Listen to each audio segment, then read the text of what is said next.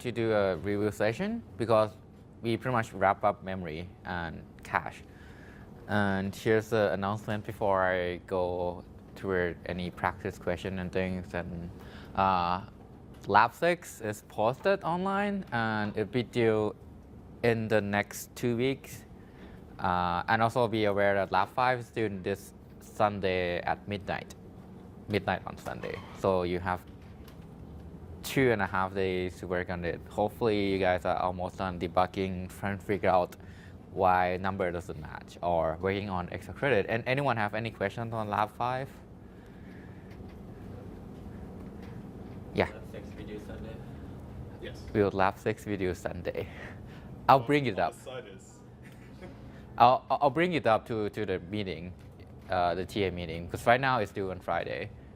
And also, we might be talking about extra late days maybe, but don't put your hopes on that. So, okay, yeah. What? Do we sell late day? No. I buy some Oh, question? Trade them in for points. So if you didn't use them. No, that's not really fair because people use them, expecting them to not count for points.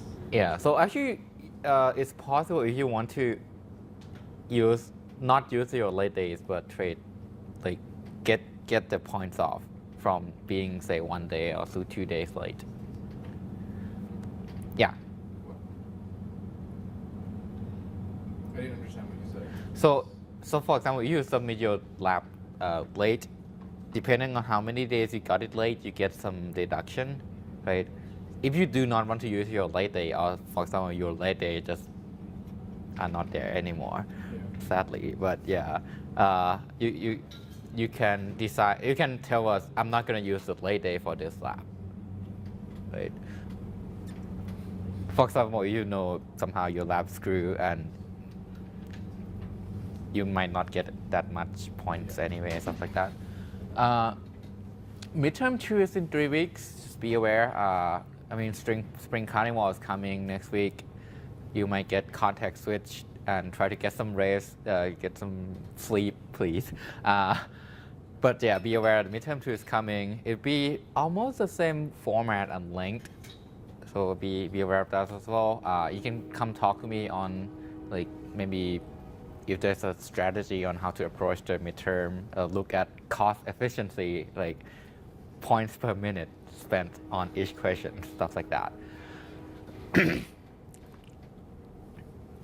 Any questions on labs, midterm, homework, anything logistic related? Besides, I'm gonna bring it up about making lab 6 due on Sunday. Any other questions? Wait, are they going to be due on Sunday from now? No, I'm gonna bring it up in the TA meeting. Yeah. So for now, think about lab 6 due on Friday, and if it's being pushed back, I'll post it on Piazza. All right. So here is the topics that we covered so far in terms of caching. You should, well, by this point, because you implemented cache in the simulator, you should know the basic operation and how it works, all the terms, what's the cache set, what's the cache line, what's the block, what's the associativity. And you should definitely know virtually index physically tag, and also why do we need them, and what's the benefit, and also you should know the trade-off between different replacement policy in terms of complexity and performance. And in terms of main memory, we cover memory scheduling, and actually we cover 5 of them. First come, first serve, which is the simplest. You look at the queue, which one comes first, that gets served first. First ready, first come, first serve is the next scheduler that we cover in class. And then STFM, Power BS, and TCM. Also, we cover DRAM organization and address mapping, which tells for any particular physical address, where does it map to in terms of bank rank channels. Also, we also cover DRAM refresh. So any questions on this topic before we go to a practice questions? Because I think it might be best to do the practice question to actually make sure you understand any other particular topic. All right. So let's do the same format. Breaking you guys into maybe group of 2 because we have really good attendance today. So yeah, I guess you get some extra credit today. Well, yeah. Like here and back there.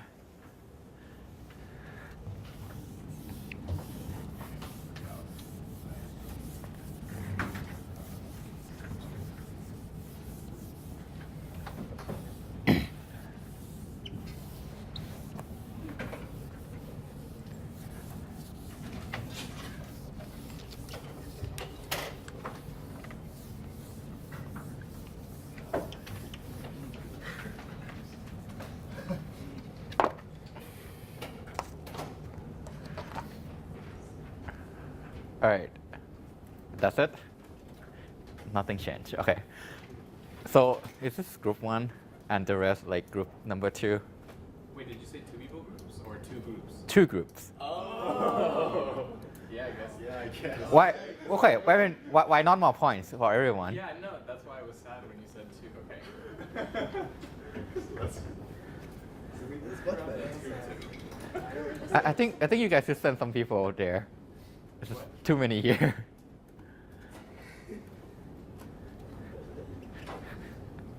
You guys okay with 5 and 7? Okay.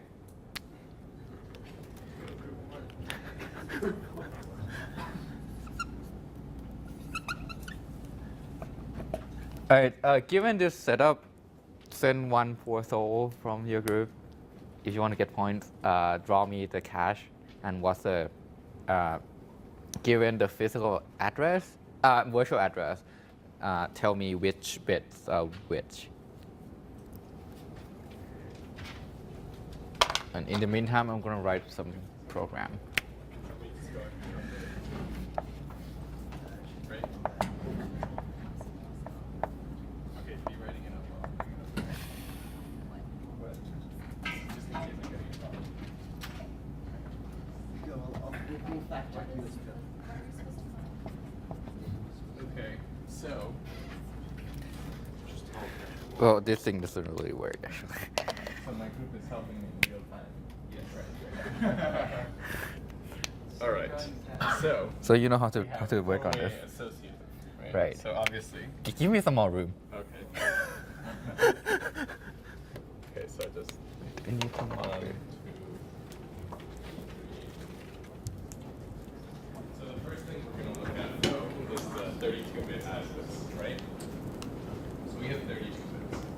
Now we know that each block size is 64 bytes. Group that's 2 to the 6. So we need 6 like little bit thingies down here. Bits to index into that, right? Then the next thing we have to figure out is how many blocks we have per each one of these, right? So quick question: the Yes. 256 kilobytes is that only one of these, or is that all of them together? It's everything. It's everything together. I mean, it depends how you plan. Okay, so 256. It's the total divided size by- of the cache. Okay, 256 divided by 4 is. Well, if you divide it by the. Because we want to figure out how If you much. divide it by the block size. What did you guys work it out before coming up here? Okay, there's 1,024 sets. If you think you can do it faster, come up. Into the What, 10. you want the 10 bits. Huh? bits for the like the blocks? Yes. We're done. Yes. Ah, this is tag is on the left. So this is 32 minus 16. Should be 16. Okay. And what are each of them called? So this is the tag, Right. right? And this is what you use as like something over here. So okay, you use this thing right here to index into these guys like that. And then once you get the whole, so then you bring this down here to some sort of mux thingy, and then you use the tag, which is specified here, to compare against the tag that's stored in one of these, and when Alright. it matches, it's in the cache. Okay, and what is this for? That's to index into the actual block. Wait, in block. Yeah. Okay. Right. Cool. Let me double check. Yeah, this looks right. I'm just kidding. What? No, it's for the 64 bytes. You have to index into the block. Because you have to So that's pick two which bytes in the block.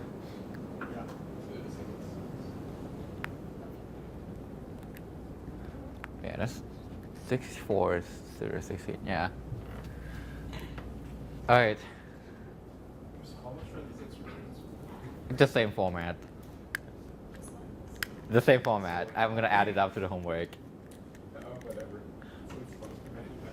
It's better. So I want the point is I want you guys to actually do the question, Yeah. which I mean it would help if you can do it fast in the exam, because that's where your grade is determined. Well. Okay. So what if the page size, the size of the page is 4 kilobytes? Will there be any problem? Yes. And the problem is? The problem is you have the issue where the set. So if you use virtually mapped pages, Right. then you have multiple physical frames which Right. you map into sets. Okay. So there are several ways you can attack the problem. For example, one example would be, Page coloring. yes. I guess the simplest one would be you don't do virtually index physically tag, right? You can have the in terms of caching,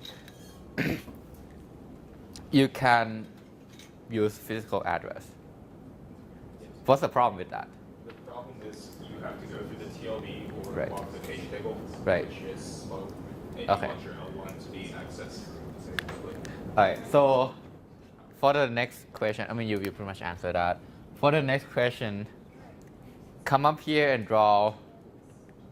Given a virtual address and virtually index physically tag, how does the whole thing work in the caching realm, including GLB, accessing the page, stuff like that? And anyone back there want to attempt this question before these guys take over? What? Okay, make sure you understand this process because it might be on the exam.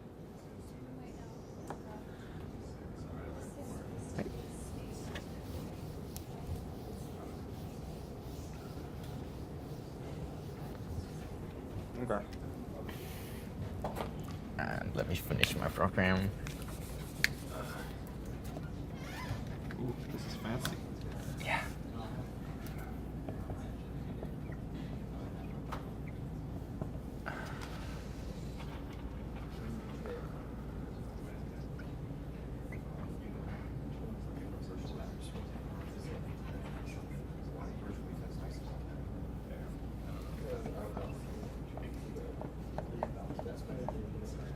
As long as it's by my own.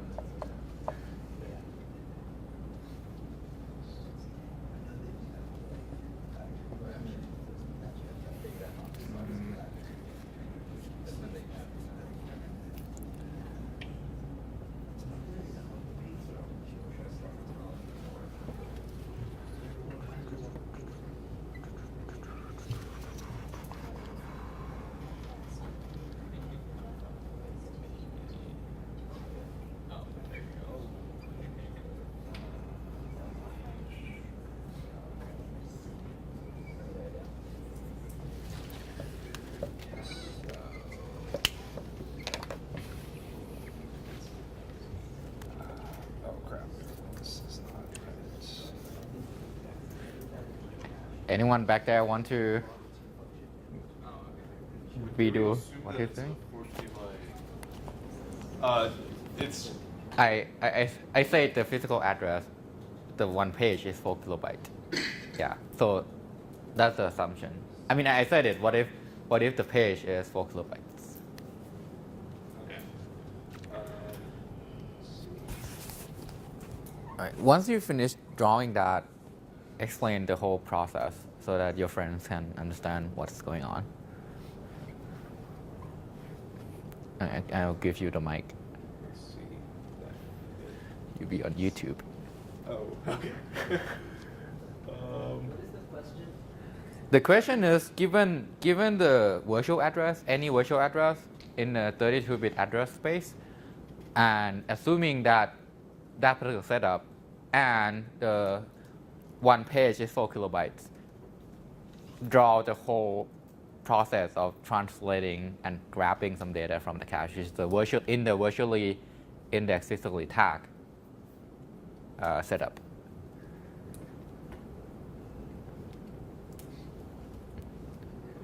And you smile. Okay.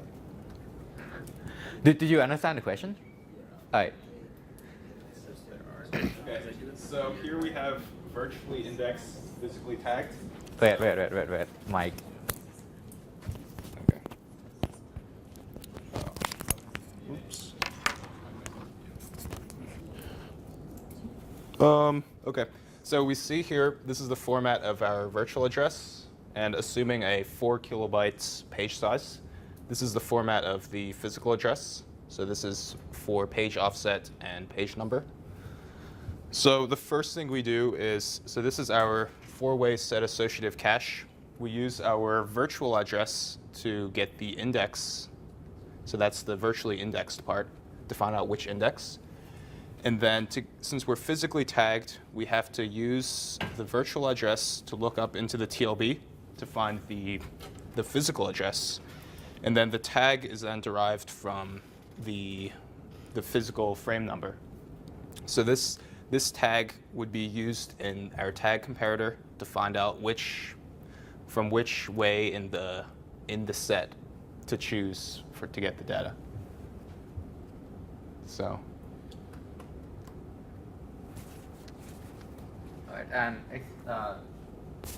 explain the problem that I just made. Okay, so the problem is multiple physical addresses could end up mapping to different sets. So we can see this problem by drawing this to scale. Oops. So if we draw this to scale, notice that we have these 6 bits of the index overlap with wait. Yeah. 4 bits, isn't it 4 bits with the... Yeah. It's these 4 bits overlap with the tag. So that means this. You might want to label this as a tag. So because it's virtually indexed, physically tagged, so use physical address for the tag. So this will be your tag in the cache. Right. And this is the index. Okay. For clarity. Okay. Yeah, so we notice that, so a virtual address,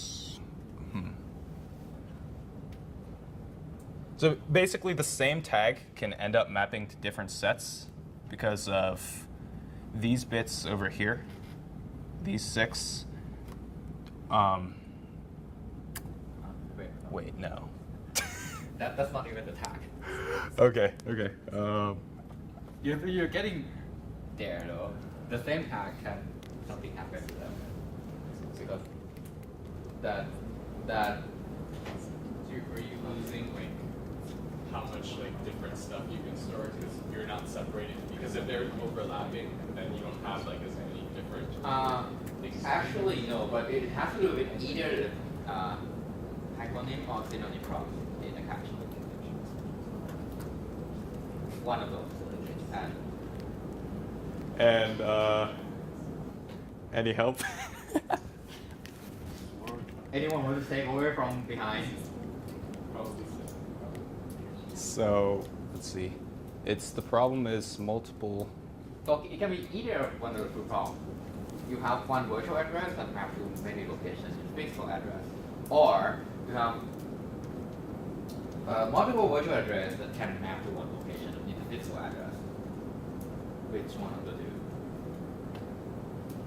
So wouldn't it be the virtual to physical? Because multiple virtual to one physical?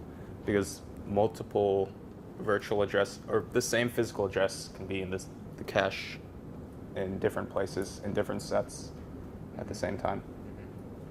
So if you have different virtual addresses mapping to the same physical address, that physical address isn't necessarily in the same set every time.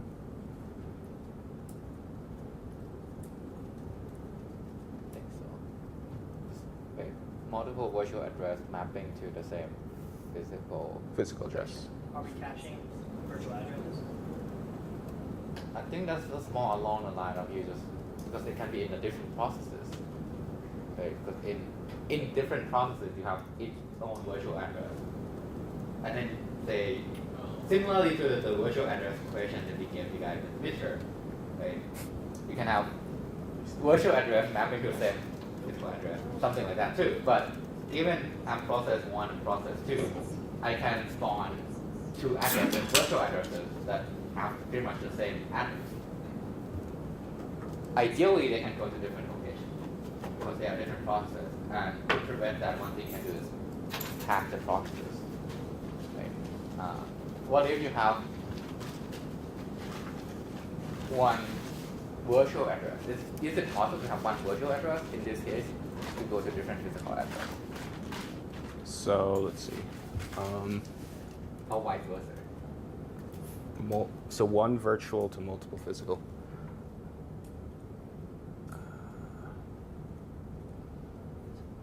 Are you saying more than one physical address to map to one virtual address? Wait, say it again.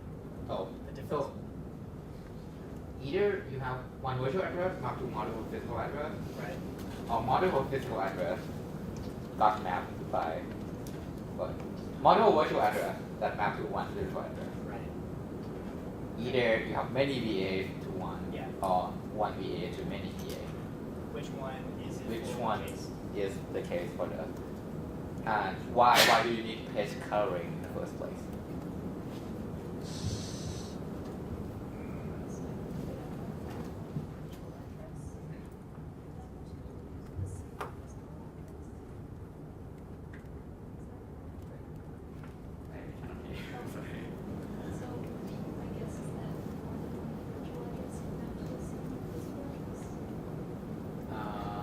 Why? Because virtual address is for index.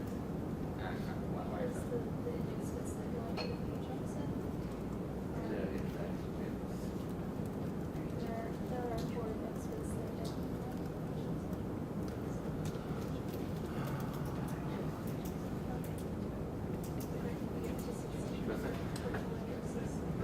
right. So imagine this part of the index bit.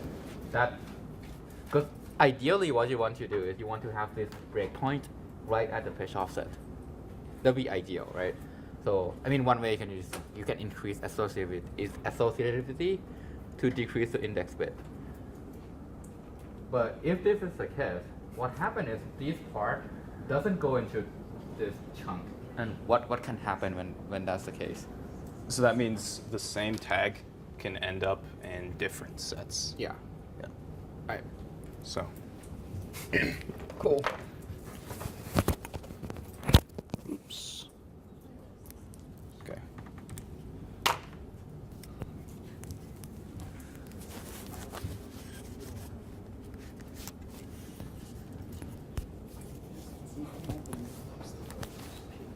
Wait, you're still confused?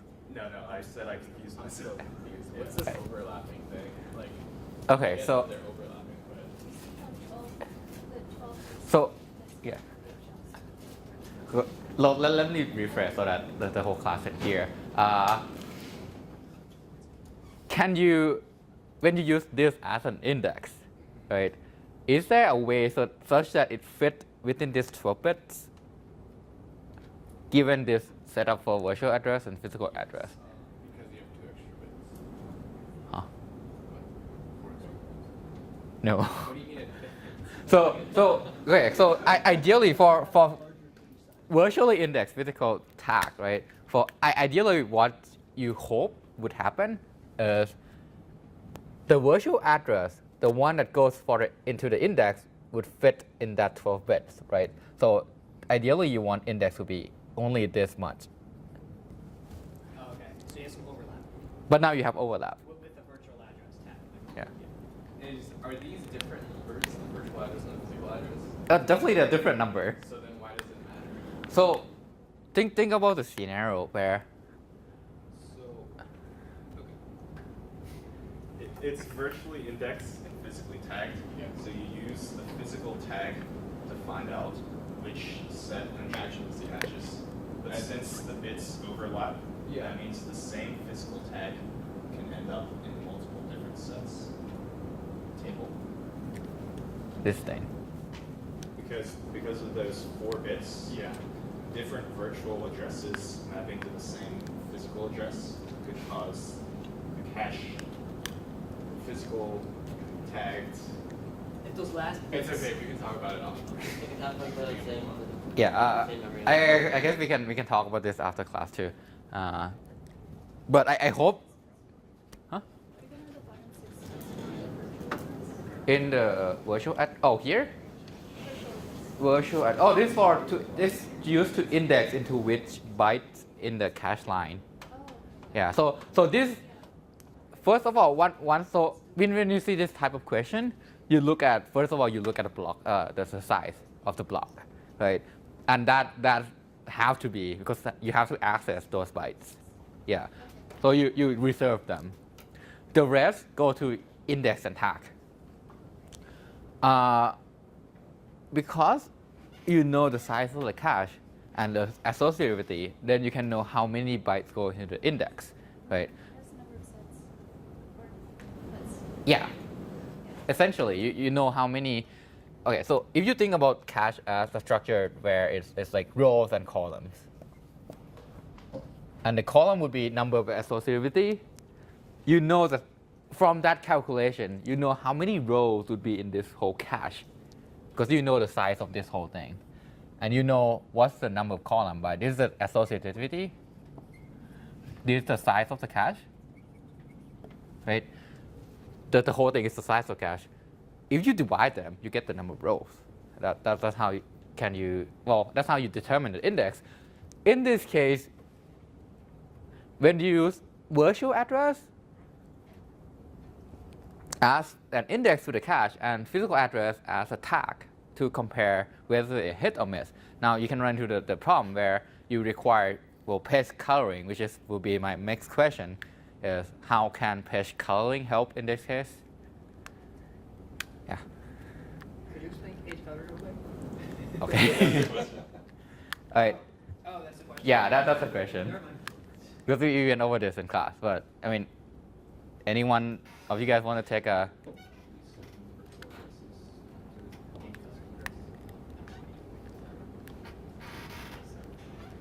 Yeah, when you split the physical addresses so that you can, so like the overlapping bits, you cannot assign that virtual address up to like, you can't get the problem where you map them because you segment it so that you're restricted in where you can map your virtual address.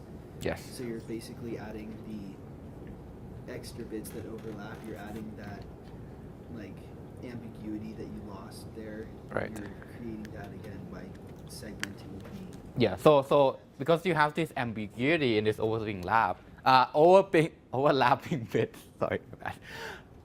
You can what the OS can do is you color the page, making sure this overlap is not you disambiguate this overlapping bit through the OS, making sure the problem never happen. And because the OS aware of which processes which virtual addresses come from, you can define the mapping. Because you know the mapping, you can map this overlapping bits such that the problem never happen. You just define that concept into the OS. Like you define that concept in the OS saying that. So would an example implementation be that those 4 bits must be all zeros in both the virtual address and the physical address? I guess that's one way you can do it, but then if these are all zeros, you will never index into that part of the cache. Oh yeah, that's right. Yeah. So that's a bad definition. So, but that would be like one simple bad example. So what would be a good scheme? So like, what he's saying is that there's like, that the OS knows the processes and there's all the virtual addresses Yeah. which map each process. Yes. So we abstracted out the OS. I don't know how. Yeah, that's my question. But then the OS can then say, this virtual address, even though I have it in multiple processes, I can now regulate those bits. So, In the same process. because, How do you make that aware to the OS? well, the OS, Yeah. because it determine, OS actually determine the translation from virtual address to physical address, right?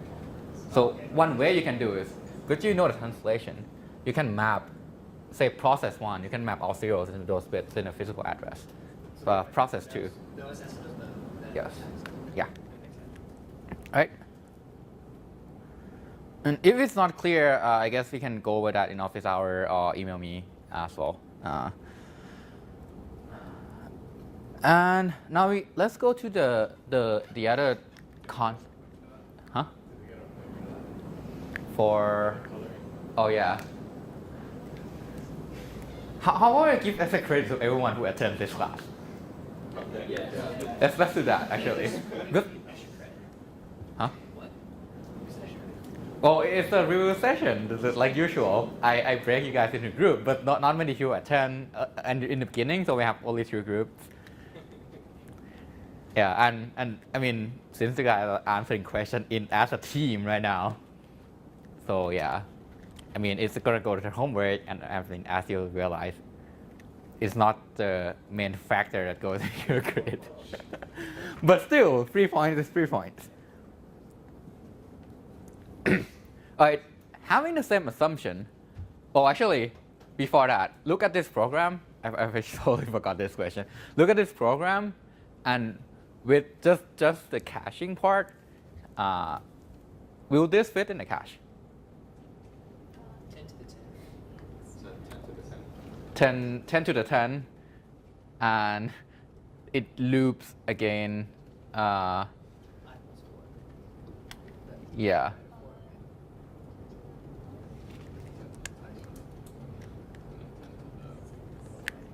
Actually, this one should be 10 to the 10 as well. Oh, it's 2 for It's 2 for loop. So I guess my point, I want to have the access pattern like 3 times within the loop, and then another time is just like less frequent that goes in the cache, because if you have 4 ways associated with cache.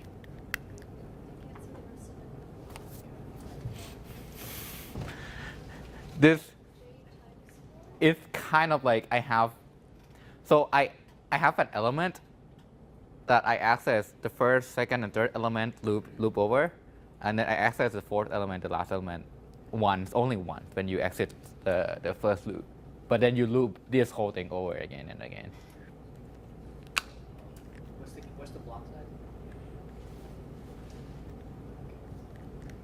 So will this fit in the cache? Look at that number.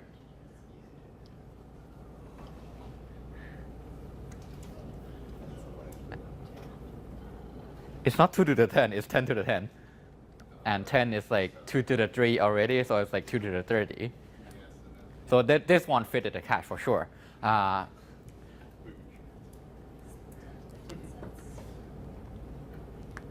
no. No, okay, That's too big. cool. In a steady state, what's the estimated cache hit percentage of the cache hit in this case?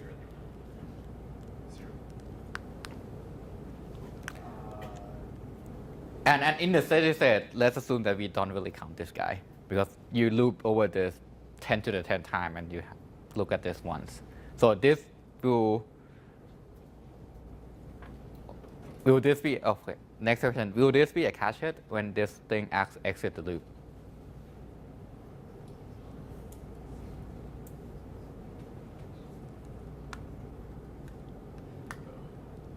that I? No, because you would have like already gone kind of to the end of stuff. So And only then- only near the end. It might be. Only near the end it might be. Wait, no. Is that I times 4 plus 3? I just want to make sure that it kind of like the last element in this Yep. Yep. thing. Yeah. Yeah. So like near the end, it kind of made. We're near like 1/4. It's times 4. Mm-hmm. Yeah. All right.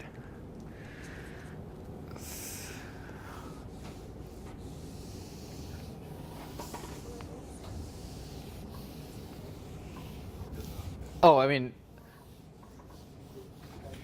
so to determine whether something hit or fit in the cache or not, one thing you can look is something called working set size, which is actively in any given major block that the program is running, how big of the data it's trying to access.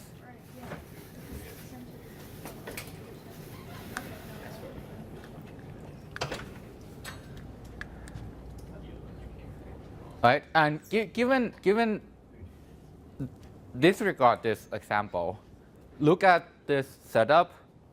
Assuming that the row buffer is 2 kilobytes, when you're using FRCFS, what's the maximum number for number of row hits? Maximum possible.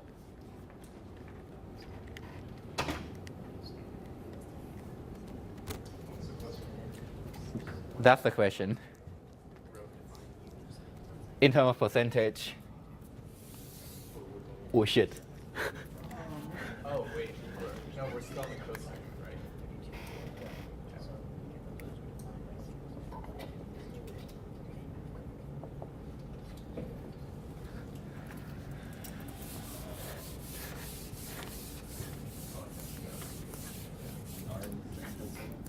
Wait, so we are done with the cosine. No, you don't look at the program. This generally, what's the maximum value possible For that. for that? Just 2 kilobytes divided by block size. Why is that? Because if you're accessing sequentially, Yes. in 2K, and they'll Yeah. be loaded into. Yes. We'll access that many blocks. Yes. So that's the answer. Do you guys understand the answer? Right. And you don't have to assume anything, because if the access go to the same row again, it will hit in the cache, right?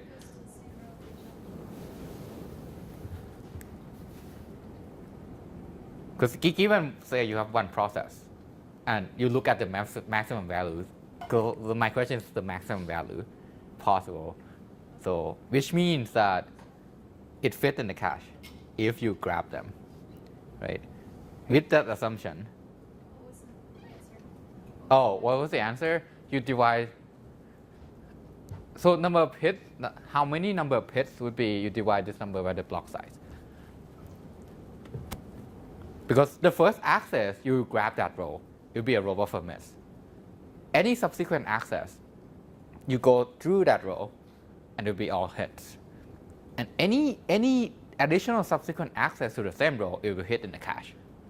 So you're not going to get any more hits once you grab out the cache blocks within the row buffer.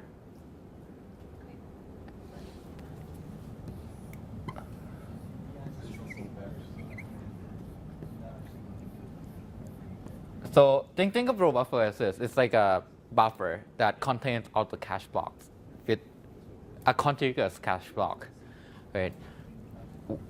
I guess the best pattern would be the first access is a hit, and then you keep accessing this row buffer, right? Then afterward, what happens? You access one cache block in the row buffer. You grab that data, put it in the cache. So you have your cache.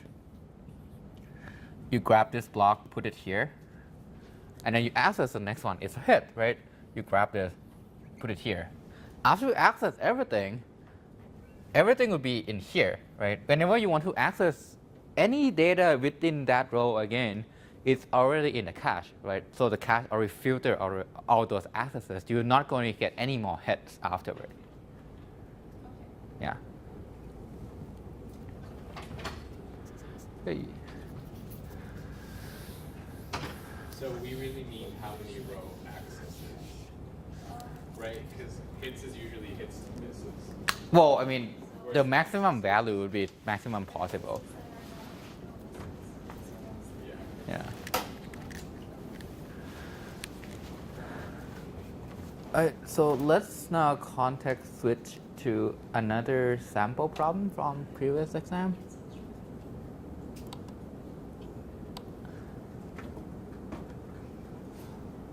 So this is actually from 740, and I don't think we actually went through read or write turnaround time, but in DRAM, when you are reading through data, you will request servicing all these read requests, and then when you have to switch to write, there'll be some turnaround time in DRAM where you have to wait until you can actually write some data into the DRAM.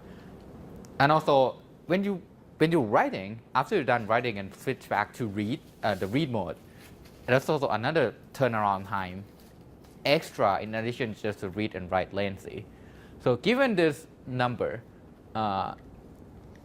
switching from read to write takes 2 DRAM cycle. Switching from write to read takes 6 DRAM cycles. Generally, that's true. It takes longer. Assuming there's only one bank in the systems, and a row buffer hit takes 14 DRAM cycles, a conflict takes 32 DRAM cycles, and here's the access pattern.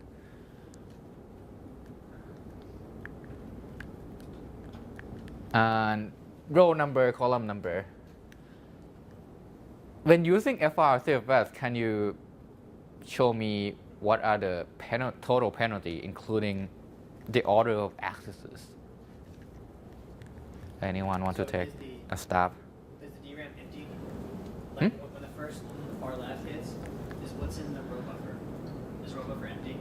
It's like the first one will get a miss. The row buffer. Oh, like initially? Initially. Initially, it'll be a miss. Yeah, maybe it's okay. Yeah. So it starts off as empty. Yeah. What's the time between requests? What's the number of cycles between requests?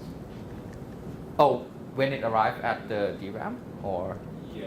I think it's. And assuming at this point you have these requests in the memory request buffer in memory controller, and this is the oldest, this is the youngest. So. Wait, this is the oldest, this is the youngest, right? Mostly youngest. Oh wait, oldest one? Oldest, youngest.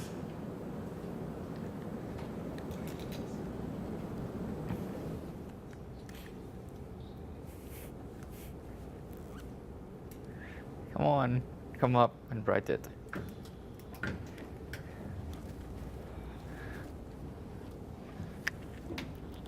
Try it out. Right? Do I just like do it and then say what I'm thinking? Mm-hmm. Do I have to wear that? Yes. That's awkward.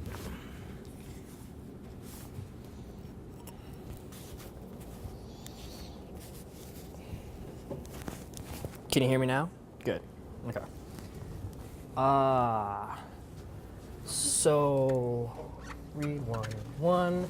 That's gonna be a just like yell at me if I say something wrong. This is gonna be a miss, right? This is the first one. So if we're missing, what's the miss penalty? 34. It's 34. So we have 34 for this guy. Then right after him, we have a write, so we have to switch. So that's 2 cycles for a switch. And then after the switch, we have a write 2, 3. That's not, wait, is that? That's a miss. And so we have a row buffer conflict. Wait, oh, is it 6 cycles? Just switching from read to write. Okay, yeah, okay, 2 cycles. And then, so we have a miss, it's another 34. Okay, and then another switch. Yeah, and another conflict. Switch, which is 6. Is it 6? Okay, cool. 6, and then read 3, 1. That's another conflict, just another 34. And then we have another switch. This is 2 again, right? And then going back over to here. What's the next one? Right. 4, 7. That's another miss. And there's another switch, right? Yeah. Switch. And that's 6. Read. 5, 9. That's another miss. So 34. Another switch, which is 2. And then a hit. So you read it and you're writing it. Yeah, so it'd be 14, right? Yeah, 14. All right. Exact from Taste 5, assume that there's only one banking system. Assuming there's no page fault. Okay, there's no page fault.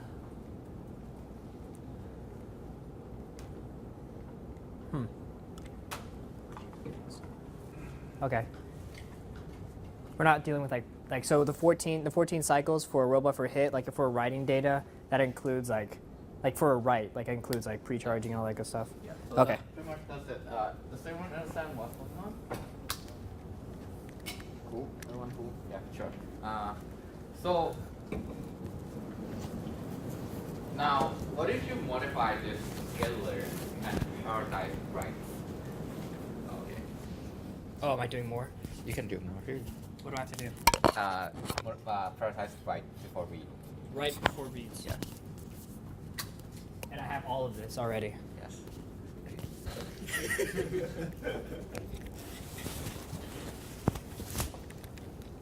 Okay. Writes before reads. Whoop. All right. So write first. Do the. Can we wait? What kind of scheduling policy? Yeah, first if us. Okay. If you prioritize write. Is it in write mode or read mode first? Where does it matter? So I think we should, if we're gonna prioritize writes, because you probably want to do this write and then this read. If I have all the writes. Still first. Oh, it's still yeah, you're right, still first. Yeah, okay. So I guess it'd be the 2, 3 then. The write 2, 3. Be careful when you go through this problem because you, as a human, sometimes you think ahead of the scheduler. For Yeah. example, in this case, you know that if I actually issue that write, the last write Yeah. first, I'll get a hit, right? But you have to follow step by step, FR, FC, FL. So I mean, the priority will be write, F row head, FC, FL. Strictly that order. Okay, so yeah, that's right. So write 2, 3.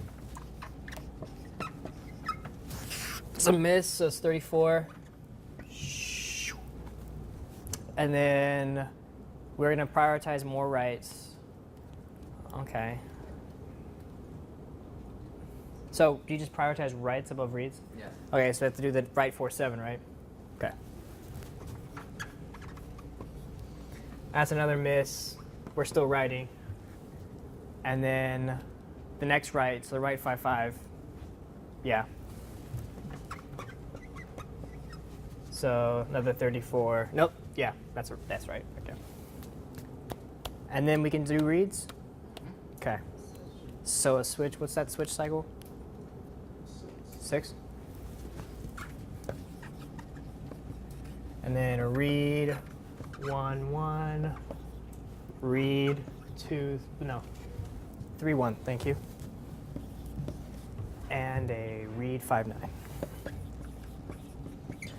And that's, so this is a miss, miss, and a miss. Did I do something wrong? Why don't you schedule 5, 9 first? Can I prioritize reads within Oh. reads? Because you have no writes anymore when the next priority is row head. Oh, nice. All right, so that thing goes up in there. So that's gonna be a hit, so it's 14. Okay. And then and then a miss. Okay. Cool. Yeah. So as I said, be careful when you go through this problem. It's really easy to make mistakes. So can anyone give me one example of why this might not make sense to prioritize right in the DRAM? Because they're not, I don't want to say they're not as important as reads, but usually in order to promote progress, you want to be reading stuff, right? Whereas the writes can be like amortized or like cached at some higher level. Yeah. So the problem with prioritizing writes is when you have writes, when you have a store, you have that data in the store buffer in the core, right? So if you want to make any forward progress, you kind of know what's happening in that address already, unless you have another store, which should be also in the store buffer. Which means that writes are not really in critical path. So generally they prefer to service read and then queue up these writes together in order to minimize this turnaround time and also just burst all the writes through when DRAM is available. Because say when you run program, when you write a program, sometimes you have a compute phase, which we refer to as a phase where you have a lot of operation that doesn't involve memory. Sometimes you have a memory phase when you just grab a bunch of data, you initialize some data, you deal with say a big message multiply, so you have to use memory.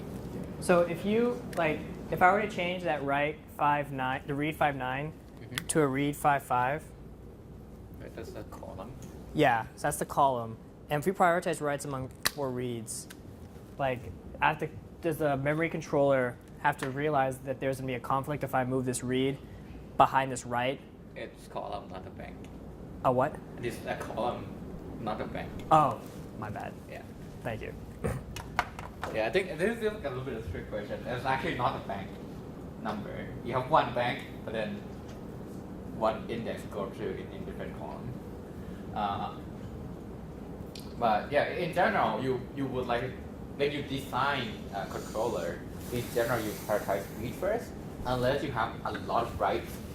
And one trend that the designer tries to do is you can, I guess, estimate or predict where is the next compute phase. Because at that point in time, you're not using your memory, then you can burst out all these writes, pending writes to the DRAM.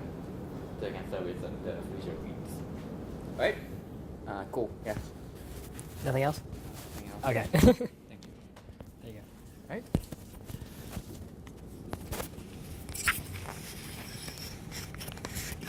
All right. Let's take a break before we come back. Maybe 10 minutes. Actually, that's all for in terms of my slides. Anyone have questions? Any topics you want me to go over? Yes. The lab. So when you have a control flow redirection, is a redirection defined as a pipeline flush or the program counter is changed? What do you mean by program counter changes? Well, because in the other part it was like, so it's Oh, I think like say you do something to PC. yeah, for the instruction cache, like if you're doing something and then the program counter is redirected, Which one is this? a control flow, then you have to like cancel the read or whatnot. So my question is, the definition of program counter redirect, is that flushing the pipeline or just changing the program counter? Because you can flush it and have it not really change. So that would be changed to the program counter, Okay, so not flushing. not flashing. Okay. Because you could predict it correctly and then you And would still have have to it. flush, Yeah. but it would still be changed, so you would still have to cancel your pending. Right. Any? Oh, and in the website on every lab, I try to do this as often as I can. But I put the FAQ section that points to question that got asked on Piazza that we think, I guess, the first one that asked that question. Because somehow we see common questions. Usually what happens, we see like 3 waves of questions. The first wave, the second wave that asks the same question, and the third wave. Yeah. So. What's going to be on the exam? What's going to be on exam? Wait, there's an exam? In 3 weeks. Oh, okay. Be caching. Oh, actually, starting from systolic arrays. That was great. So make sure you still remember systolic arrays roughly. The concept, I mean, the concept is pretty simple. You have processing elements and you move data around. Caching, make sure you know the basic operations that you did in the lab. You know what's the trade-off between PLLIU like ability is optimal versus the one that are more implementable. For example, the victim and non-victim version, or just the not most recently used variant. Know what's the trade-off between use virtual address for the cache and use physical address for the cache. And also what the trade-off, well, why do we want to do virtually index physically tag, and what's the problem that comes with it, and what are the possible solutions? And we haven't really go to another possible solution yet for virtually index physically tag. One simple one is you increase associativity, because when you increase associativity and make the size of the cache the same, you decrease the index bit, right? Because you simply have fewer sets. That's all. But that somehow that comes with a cost. So you have page coloring, and another benefit coming from page coloring, anyone can think of happening to address mapping, like memory. When you have the full control of where, for these particular set of bits, where should you assign, what value can you assign? Oh, to minimize like evictions. Could you do that? So yes, that's one way you can do it. I guess it's possible. What I'm trying to get at is you can assign the bits for the banks and channel in DRAM using those bits to page coloring, because you know the process. The OS, they know what process is running, and it has some performance counter. You know what's the number of cache hits, number of cache miss. You can maybe profile some program, see is it a streaming program? Because if it's streaming, one thing you can do is because it's going to hit in a row buffer a lot of time. And if you spawn all those requests across bank, it will conflict with the other processes, right? One thing you can do essentially is to put all those requests into one bank and let them pretty much dominate that bank. Leave the other bank for other processes. So that's one way you can reduce interference through page coloring. Just assign this process, you guys are so sequential, I'm going to assign you one bank and just use that. And I'm going to leave the other bank for the other guys. That's another optimization. Make sure you guys know DRAM refresh, because it's becoming a really hot topic in this area. It's likely that there'll be some question related to that in exam. For everything I said here, I'm sure there'll be some question related to topics that I just mentioned in the exam. So make sure you know all those and know how to do it fast. I think that's another important. Know how to do it fast. Practice through the previous exam and homework, and you can actually go to 740 exams. There'll be some questions related to papers they are being assigned in 740, so you can pretty much skip those, but there'll be some basic questions you can actually go through and familiarize yourself with the questions. There might be some question on row clone and TLD RAM. If you want me to go over that a little bit briefly, I can. But essentially, you can think of TLD RAM is you have another low latency DRAM that you can use to act like a cache to the slower DRAM. And the benefit is you don't really, everything is done in DRAM. You can move data in DRAM. You don't have to go to the bus when you move data from the low latency into the high latency. because it's on the same chip. Yeah. Any other questions that you would like me to go through? Any requests that we should bring up in the next CA meeting? Besides moving the due date for the next lab to Sunday. Or add more late days. We will consider that. Actually, lab 6 should be pretty simple comparing to lab 3, 4, and 7. From what I've heard, lab 7 is evil. So make sure you save up some late days. But you can't even use late days for it because, like, assuming it'll be due on Sunday, So the exam is on Tuesday. I think what happened last semester, from what I have heard, the TA gave up and just say, oh, as long as you submit before the last day of final. But don't hope, don't count on that. I guess we have to figure out along the way because I mean, in terms of the core stuff, we have to figure out how we're gonna do the grading and stuff like that. I mean, we wish we can give you guys an A, but I mean. What if we just made lab 7 like not straight? Oh. Yeah, I'm not sure. But yeah, any other concerns? Is the homework still useful? Yeah.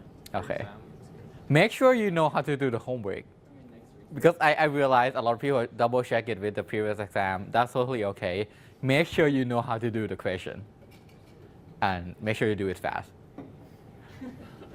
That huh? Okay, can we go over now that there are no more questions? Yeah. Can we go over the thing, the virtually tagged, physically tagged thing? Okay. Let me bring up, see if there are like a previous slide that might be useful. Alright, so I'm gonna pause the video for a little bit.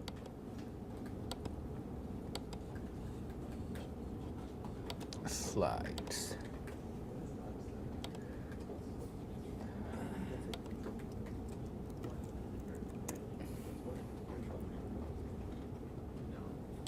What is lab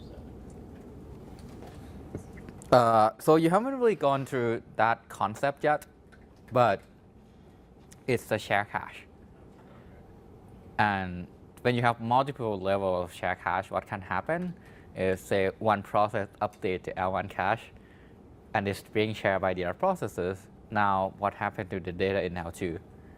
So you have to update that. You have to make sure you get the most updated version if you want to use it.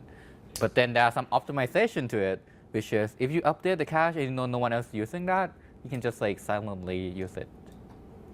That's a really high-level assumption, but it's like protocol that you can follow to make sure everything is updated and you try to, like, I guess, make the process faster. I'm not going to call it optimized. That might be a better protocol. But that's the one that's commonly used by, say, Intel and AMD.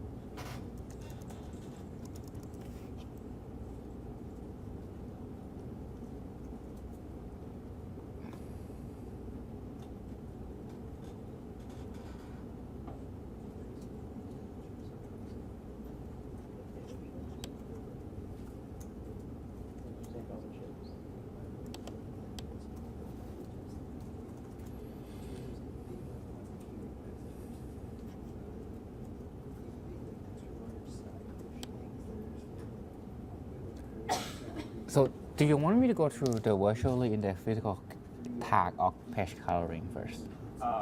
For both? Virtually indexed physically. I Okay. just don't understand, like, if they're two different numbers, why does it matter if they overlap? Oh, okay. Like, that doesn't make sense to me. I must be missing something.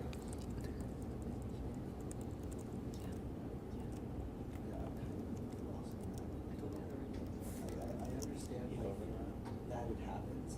I just don't see why it's a problem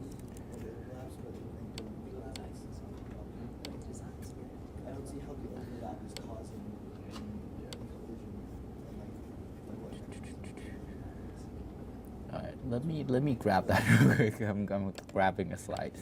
So this slide, I don't know if you're looking at his lecture slides. Oh.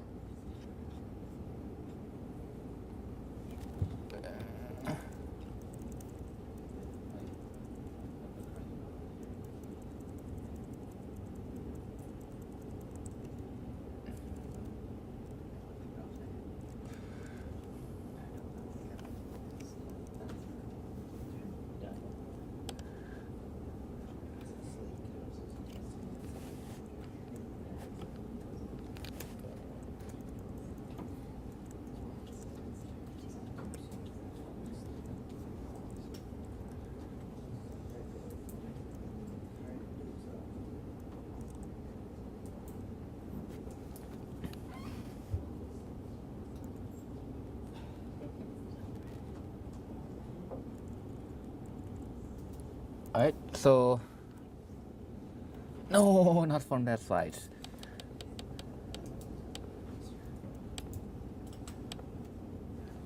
Okay, so do you understand the benefit of why do you want to do virtually indexed physical tag? There's a process of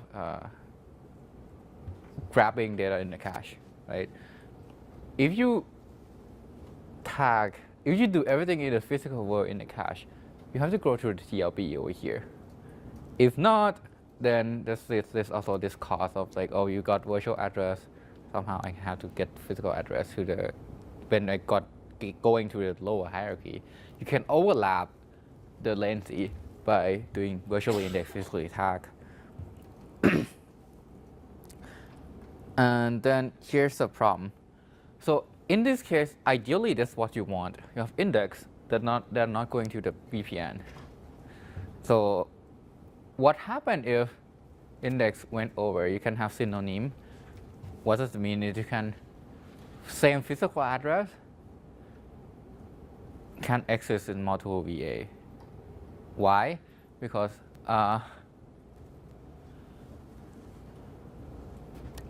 so when you look at this bits, this chunk of bits that go to the physical cache, right? Because and also when you use the VPN to index to the TLB, this whole chunk indexing into the TLB, right?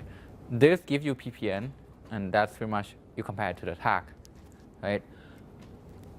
When you use this index to look up what can happen to the, because this index actually also used to get the physical address, this same index. Answer me, what can happen? When the index opens, the index makes overlap.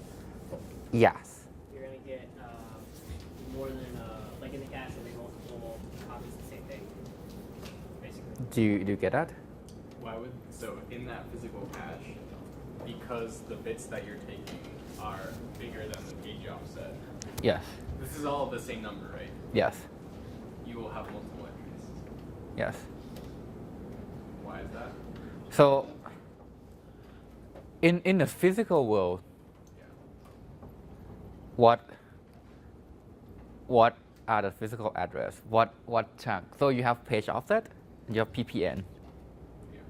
But when you use that index to look it up, right, in the physical world, somehow this comes from virtual address. And because virtual address, they don't directly map to the physical address. As in, they can be the same, they can be different. You can have multiple things going on in the virtual address because you have multiple processes. Multiple processes can have the same virtual address, right? So that kind of breaks the assumption that this is a physical cache, right? Because ideally, what you want is you have index coming off from the page offset. Because that's the only like real thing. Yeah. So what if you have multiple virtual address that translate, and for some reason want to translate it? It's because Exactly. Yeah. Okay. Oh, okay. And if you use some of that to index, so you can have multiple ones in the cache. Okay. Yep. And because GOS know the mapping, Yeah. you can make sure that that particular index, this thing don't overlap Yeah. by the translation. By choosing the By virtual address. kind of like, if you think about it, handpick. Yeah. But I mean, there are some way to handpick, but pretty much GOS fixed this problem. Okay.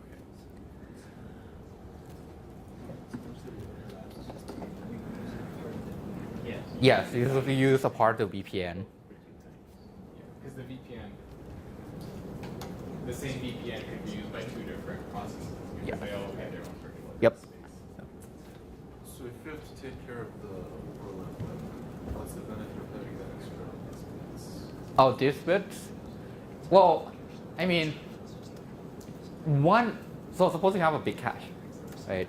You have to have some certain amount of bits becomes the index bits. And given the page, so the size of the page doesn't always have to match exactly with the size of the cache. As in, like, they don't have to go along with each other. You can have, say, 4 kilobit pages, and then somehow with that, the page offset is smaller than the number of index bits you need to index this into the cache. So that can happen. One way to solve this, you have more associativity, so you have fewer index bits, right? But then associativity comes with the cost, because you have to have a lot of comparisons. When you get to like 8-way, 16-way, 32-way, now it gets too complex, right? So when that's the case, index it eventually will go into this into the VPN bits. Yeah, it's just generally it's trade-off between how complex your design wants to be, and also with page caroling, you can actually do some tricks with it. There are some papers that actually involve page caroling and like address mapping in general, because pretty much this is address mapping, how you define where you want to map things. Not that much in detail for this class. For 740, if you want to take the future classes, then you should know page caroling. But just be aware that when DOS has some luxury of mapping some virtual address to physical address, you can ideally map, for example, one program into one memory channel through this mapping, the other program to a different channel in the memory so that they don't interfere. Right. Do you know when Lab 4 grade is? Oh, Lab 4 grade? Let me check with Xiao. Yeah. We have to make sure the TA is not dying too. Okay, yeah, no, that's the question. But yeah. I think our original plan is this weekend, because I mean next week will be like a new set of check-off again. Yeah. So next week we have a lab check-off. As usual, please try to attend the earlier ones. I think we get a pretty good balance in the last lab, where about the same number of people show up for Wednesday and Friday lab. Actually, Thursday and Fridays, my bad. There's office hour on Wednesday. You can also show up in office hour, or if you have to, you can email any one of us if you need any extra help, extra office hour.